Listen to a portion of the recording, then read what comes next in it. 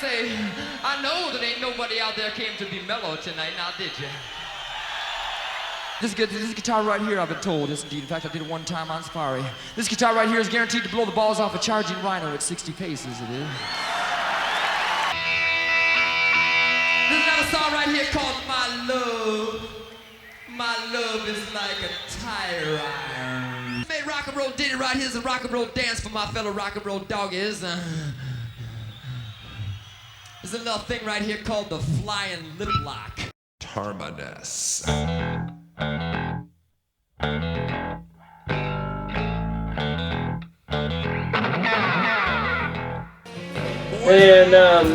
we had a change coming with this next album, a huge change. Change in management and change in record companies. He went from Epic Records to Atlantic Sony. This is Nugent, simply titled Nugent, nothing else. Always liked the simplicity of the cover. Just Nugent in all leather, standing there with the little Nugent logo. First time I got to meet Ted Nugent, my son got to meet him as well, and he had his grandmother take a zebra-striped bandana, and he had this logo embroidered into it. And my mom was in the embroidery business, and my son gave Ted Nugent that, and Ted was really cool with my son. Gave him a guitar pick, made him promise not to do drugs when he grew up. It was really cool. That was the first time I got to meet Ted. Anyhow, also signed in 2007. This was actually signed when I got to meet him at a book signing in Albuquerque. His wife was touring on her book, Married to a Rock Star, which I have read. Great book. And he actually signed this one to me, which was very cool. A few more copies of that one. Some great songs on here too. Now, with this record, he also started getting away a little bit from the typical Nugent style lyrics, and you started seeing a bit more of the political things. And I know a lot of people don't like his politics, they don't like his mouth, they don't like his hunting. I'm not here to argue with politics or what he believes, or I don't care. I'm talking about his music, which is what I like here. But you had songs on here called Bound and Gagged, which was, you know, talking about the hostages out in Iraq, I believe it was. And it's funny because we're still, you know, fighting with Iran and Iraq and all those guys today. Tail Gunner, great song. Ebony, great song. No, No, No. We're Gonna Rock This Town. It's an alright song. That song is a little more old school sounding, like could have been on Intensities. But I think this is a very underrated record. This here, Japanese pressing, is actually a Japanese promo pressing. Still actually has a sticker price on it. It got this at a record show for $10. Had a half price coupon. So great to have. And I gotta show this one too while I'm at it, since I'm into showing off the center rings on this. Here it is. If I can get it out. Great picture of Nugent live in all camo. The band. This time we had a change in drummers. We have, I forgot his freaking name. Carmine Appice, that's it. Carmine Appice. Still, I can't even find the name, but there he is right there. Carmine Appice. Carmine, of course, who played in what, Vanilla Fudge and what kind of, you know what? Why do I get these videos and I forget stupid stuff like this? Cactus is another one, a huge band he played in. So, and then you've got the return of Derek St. Holmes on vocals. And I don't remember who the bass player was on this one, sorry, and I don't see the names of the guys on here anywhere. And then here's the inner sleeve. Now this is only in the Japanese pressing. That portion was not in the US pressing or any other pressings. And I do have a few more pressings over here. This is a German pressing. And this is, again, on the Atlantic label. It does have a different center ring than the other one. I'm not going to pull it out. It's not that big of a deal. You can see the little Germany logo up top there in the corner. And this is a radio promo, the same one with the little sticker on it, which I always thought was kind of cool. And hey, why not one more, right? This one is a promotional copy as well. And this copy was actually given to me by my buddy in Ireland. I think this is a German promotional copy, but you can see the, I don't know if you're going to be able to see it, there's a stamp right here. It's not a gold stamp, it's just a stamp. But there is a gold stamp right there in the front. So there you go. And then as well, this is a 12-inch single for No No No and Bound and Gagged, I believe. Yeah, Bound and Gagged and No No No.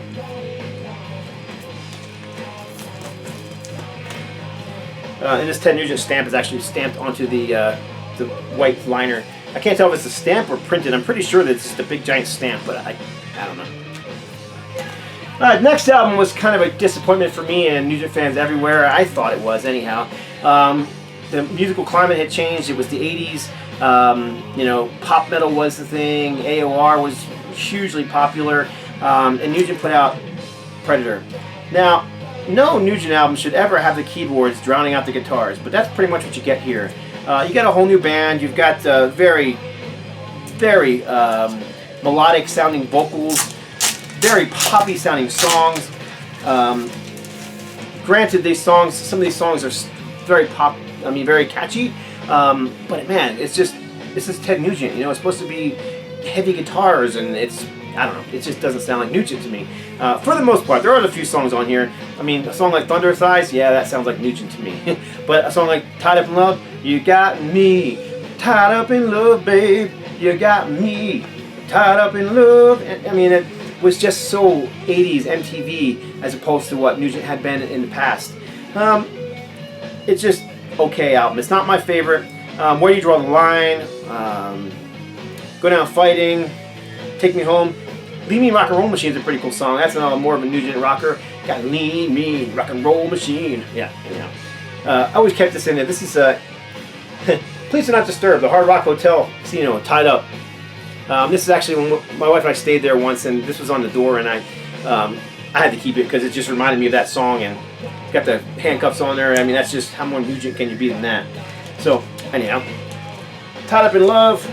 I only have one copy of that one because, like I said, never been a favorite. If I ever found like a Japanese pressing or, you know, a cool radio pro, I'd probably pick it up. Next album came out several years later, 1986. I believe this one came out in 84. Let me see. Let me just double check myself here. Yeah, 84, 86. So 2 years later, Little Miss Dangerous, and this one now retains more of a Nugent sound. The guitars are back. The keyboards aren't all up front in the way, but you still have the poppier 80s songs. High Heels in Motion, a very poppy song, another huge hook. Should have been a hit if it wasn't a hit. You got Strangers, A Little Miss Dangerous, which is a fantastic song. That's a little longer song too, if I'm not mistaken. It's like a 4 or 5 minute song as opposed to, you know, the normal 3.5 minute song. Savage Dancer, Crazy Ladies, When Your Body Talks, Little Red Book, Angry Young Man, great song, and then my favorite song of the album, which is an almost 6 minute song called Painkiller. Painkiller, Little Miss Dangerous are probably my two favorite songs in this record. And it's just a very, very good record and a return to form in my opinion. Yeah, it's got 80s production, it's a little more slick, but it's not, like I said, not, you know, keyboardy. 12-inch single for Little Miss Dangerous, Little Red Book. Typical Atlantic AOR promotional single.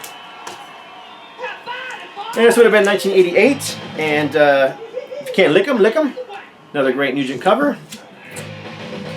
Fantastic back cover. I just remember when I got this record for the first time back then, I just staring at it while listening to the music and looking at all that stuff in that photo, all those guitars and the taxidermy and just stuff. Again, much like Little Miss Dangerous, slightly a little heavier, a little more raw. Can't Live With Them, She Drives Me Crazy. The title track, fantastic song. Spread Your Wings, kind of a emotional ballady song, but a very, very good song. One that I wish he would bring back into his live set. The Harder They Come, Separate the Men from the Boys, Bite the Hand, Skin Tight. It's a solid record from Nugent. Does it beat his 70s albums? No. But is it a good record? Yep, one that I tend to listen to, you know, quite a bit. So Can't Lick 'Em, and I do have a couple copies of that one as well. Got a German copy and a U.S. pressing. German pressing, U.S. pressing. They're pretty much identical with just some very slight differences in the back. Slightly different labels as well. And one more. This is a promotional copy. Promotional copy, not for sale. And this too is a German pressing. I think this one has a. I'll pull one of the other ones too. I think this one has a center. Has a sleeve in it as well. Yeah. So, picture sleeve. Lyrics. So there you go. If you can't lick 'em, lick 'em. And again, some 12-inch promotional singles for that one. A couple for She Drives Me Crazy, and this was actually She Drives Me Crazy on both sides. Yep.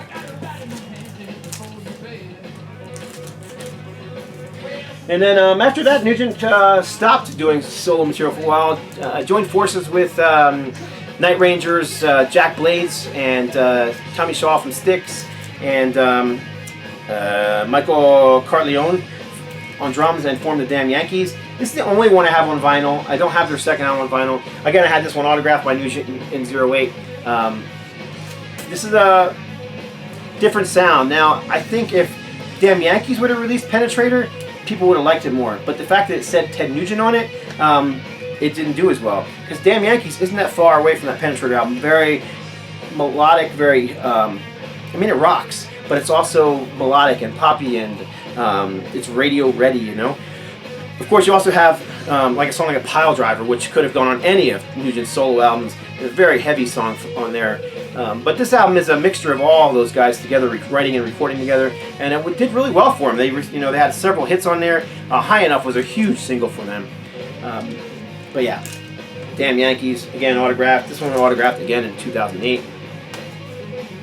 Now we're starting to get into some. There was a huge gap. A lot of stuff wasn't released on vinyl after, through the 90s. There's a UK pressing on Raw Power.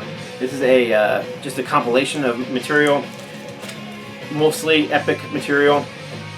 Yeah, let's see here. Matter of fact, it's all 70s and very early 80s epic material. And there is a gatefold in this one, but honestly, it's not anything special. Just a UK collector's item of all Nugent solo material. Got a ton of compilations of Amboy Dukes materials, which I'll show in a separate video. Skip a few years. This is 2008 live record. This is Sweden Rocks, and this one didn't come out on vinyl at first either. This came out later on Back on Black. And does it have a repressing year on here? It does not. Gatefold. But you got great, fantastic, set list. Stormtrooper, Wango Tango, Snakes and Cowboys, Free For All, Wang Yang, Sweet Poontang, Raw Dogs, War Hogs from the very, very underrated album he released in '99, I believe it was. Let's see, Soul Man, Hey Baby, Doggy Dog, Still Raising Hell, Cat Scratch Fever, Stranglehold, and Great White Buffalo. 2 album sets. Is this album as good as Double Live Gonzo? Nah. It's not going to have that same, youthful edge that he had back then, but it's a very, very good live record. And I did get to see Nugent on this year, and the set list was very similar. And I actually had pit passes, so I got to watch Nugent from the side of the stage and from the security pit. It was really cool. One of the things that happened while I was there was Nugent gave me a handful of picks, guitar picks. I had them in my pocket. And you ever go to a concert and you're in the front, and the guitarist throws out a pick and it lands in the security pit area, and the jerk security guy picks it up, and rather than giving it to the crowd, sticks it in his own pocket, or I've seen, matter of fact, one time when I saw Nugent, he threw out a whole bunch of picks. They kind of landed in the front, several of them, and the stage guy, or the security guy, picked them all up and put them all in his pocket, didn't give any to anybody in the crowd. I always thought that was really lame. So while I was there, I already had a pocket full of Nugent picks. He gave me a handful of picks. So there was all these people behind me, behind the barrier, and Nugent and the bass player were chucking out picks, and they were hitting me on the chest and falling on the ground, and I was picking them up and handing them to me, to people behind me. And man, they just thought I was the greatest guy in the world because I'm giving all these people guitar picks. Did not have the bass player's pick at the time. It was Greg Smith, who was on bass, former Rainbow bassist, and one of his picks landed in front of me, so I grabbed that one, stuck it in my pocket, put my hand in my other pocket, pulled out one of the picks Nugent gave me, and handed it to one of the kids behind me. After the show was all over with, everybody's walking away, and a bunch of kids were standing in front. Do you have any more picks, mister? And I did. I had a handful, so I gave them a few out. Why not? Why? There's no reason to do that to people, And they walked away happy they had a guitar pick, Anyhow. All right, so we got Another live album. This is a box set, and I've shown this before. As a matter of fact, I did a focus video just on this one box set, so I'm not going to spend a whole lot of time on it. This was Ted Nugent's 6,000th concert. Since 1967 or 66, somewhere in that area, Nugent has toured every year. Never stopped touring. At one point, he was doing, close to 300 concerts a year. Anyhow, his 6,000th concert right here. Motor City Mayhem, again, killers.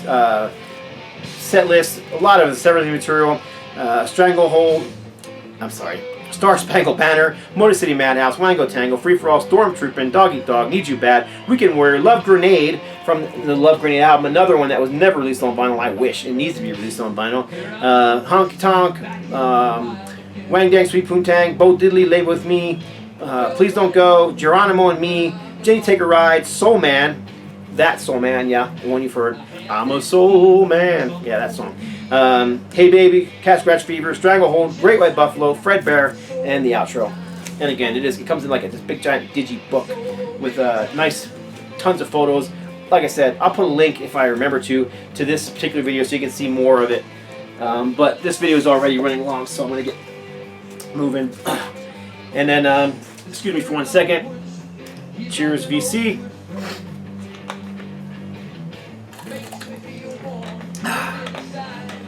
Or somebody said, you gotta be a YouTube guy to know that one. Anyhow, from 2014, one of my favorite albums of that year, Ted Nugent, Shut Up and Jam. Great record, I think. I mean, take what I say. When I say a great record from Nugent, you're gonna have to take some of that with a grain of salt, because I'm just a fanatic. Loved him since I was a kid, so. But honestly, I mean, I've told you when I thought albums weren't as good as others, I think this is a great record. Shut Up and Jam's a great song. Fear Itself is a great song. She's Gone with Sammy Hagar on vocals. Never Stop Believin'. Yeah, some corny stuff on here. Like a song called I Love My Barbecue. That was a song he released as a single. It's kind of a hokey song. And he released it as an MP3 on his site, and I have that original one. This is re-recorded here. It was cool as it was released for like a 4th of July thing. Here it just seems kind of corny. They could have left it off something else. Do Rags in a 45, another controversial song, which I don't know why, because it's not. People said it was racial. Racist. It's not racist. Screaming Eagles, Semper Fi, Treble the Weak, Hurl the Dead, a Never Stop Believin' Blues edition. Again, you got your gatefold. You might recognize this guy here. This is Wild Mick Brown, who was touring with Nugent for at least 10 years. I think this year he finally stopped touring with him because he was conflicting with his touring with Dokken. And you got Greg Smith over there, former Rainbow, and that's Derek St. Holmes right there. There you go. So that's it for what I have as far as studio and live, official live records. I do have a handful of others I'm going to go through quickly because I know this has been a long video. So I got Bootleg from the 70s.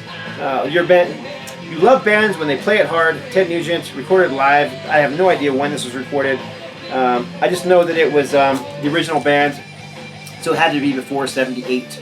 Let's see, songs: Hey Baby, Stormtroopin', Great White Buffalo, Hibernation, Motor City Mayhem. Yeah, I mean, it could have actually been, '75. This is recorded, and there's a couple songs on here actually from the Amboy Dukes at the Woodstock Festival as well. Let's see what else do I got here. This is from the 80s set, on tour with Ted Nugent. Gonzo guitarist gives great gut. And yeah, this little OBI strip you see here it's part of the printed on sleeve, which is actually just glued on. And that's the way they all are. This is the way they came. It's a bootleg. What can I say? It's 80s material. Blaming on the Night, Thunder Thighs, Tied Up in Love. Again, you got me. Tied Up in Love, baby. Cat Scratch Fever, We're Gonna Rock Tonight, and Dog Eat Dog. This is a Ted Nugent special, July 17th, 18th, 19th, 1981. This is Ted Nugent on the radio, talking and playing music. So you got a bunch of Nugent material on here. Got Dog Eat Dog, Cat Scratch Fever, Live It Up, Wango Tango, Journey to the Center of the Mind, Baby Please Don't Go, Stranglehold. And then one more. This was actually given to me by Aaron, the Metal Theologian. This is cool, and I'm looking for another copy. So if anybody sees this is A Night on the Road presents Ted Nugent, 1981. concert. And it is a 3-record set. It is a live broadcast from the radio, including all the commercials. And I love this record. It sounds great. My problem with it is that record 2 doesn't play. So 2 of the 3 records are perfect. Unfortunately, record 3 doesn't play.